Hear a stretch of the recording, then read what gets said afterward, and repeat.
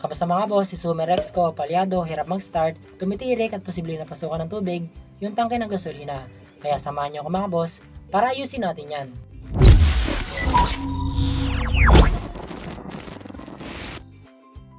Kinalas ko na yung gas tank mga boss at napasin ko nga may mga signs na napasukan ng tubig yung tangke. At ang main goal natin ay magpalit tayo ng fuel pump filter. Applicable yan sa mga Honda FI na motor kaya doon natin sa tangke para maayos na natin. Ito mga boss yung tangke ni Sumerex natin. Second hand ko lang nabili yung motor kaya siguro nagalaw na to ng dating owner o mekaniko. Kalasin na natin yung 4 na nut dito para ma-access yung fuel pump.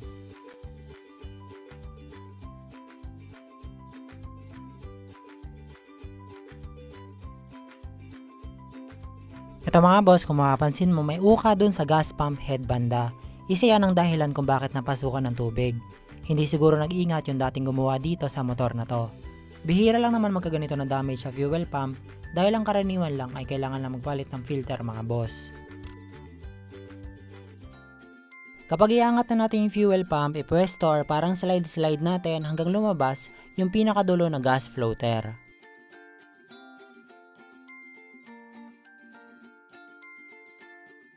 Ito mga boss, yung fuel filter natin, karaniwan nangingitim yan kapag napasokan ng alikabok, dumi, kalawang sa tangke at iba pa. Tanggalin na natin yan mga boss, i-twist lang natin dun sa filter tube nya, may lock lang yan kabilaan para matanggal.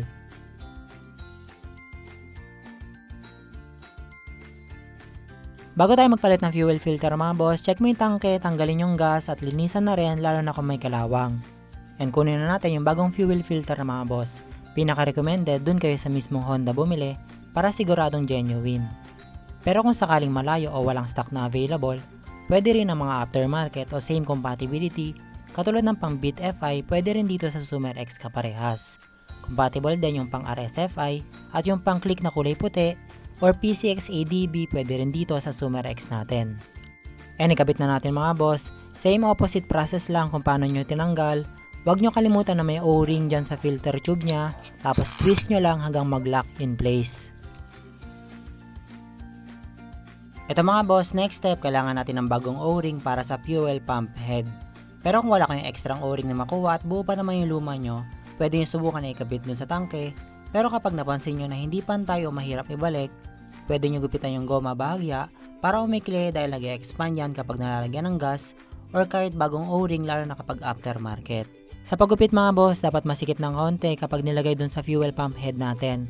Para sakto kasi kapag misalign yung pagkabit ng fuel pump sa tangke mga boss, baka mapasukan lang ulit ng dumi o tubig, lalo na to na nasa footboard yung position ng tangke. Yung inner O-ring lang yung gugupitan natin mga boss, tapos dikitan natin magkabilang dulo ng instant glue.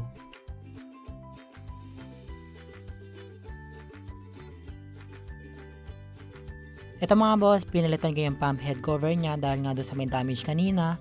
Panigurado most of the time sa inyo okay pa naman yan, kaya kailangan nyo lang yung maayos na O-ring, tapos grasa pampadulas para mas madali ibalik doon sa fuel tank natin.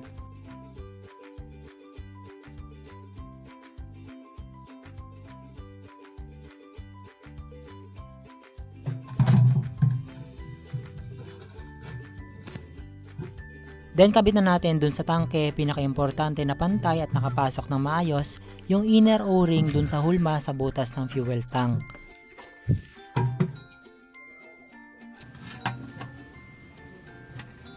And sa paghigpit ng nut, dapat pa-X yung pattern para balanse yung higpit ng kaliwa at kanan.